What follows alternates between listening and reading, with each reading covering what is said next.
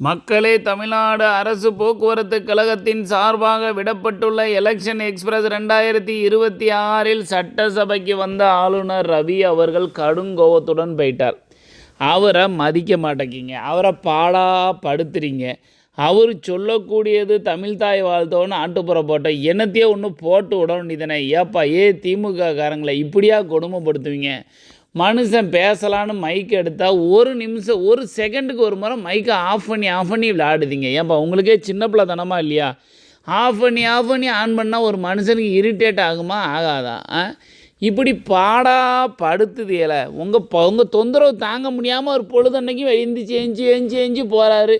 போன உடனே நீங்கள் போட்டு விட்டுறீங்க. போனால் தமிழ்நாட்டுக்காரன் இதுக்கெலாம் அசர மாட்டோம், நாங்கள்லாம் மாபெரும் ரவுடின்னு காட்டிக்கிடுதீங்க. ஏப்பா சின்ன பிள்ளை தனமாக இருக்குப்பா. முதல்ல இந்த ஆட்டையை நிப்பாட்டுங்க. இந்த ஆட்டையை முதல்லேருந்து அழிச்சு பிடிச்சிலான்னு முதல்லேருந்து ஒழுங்காக வாங்கப்பா.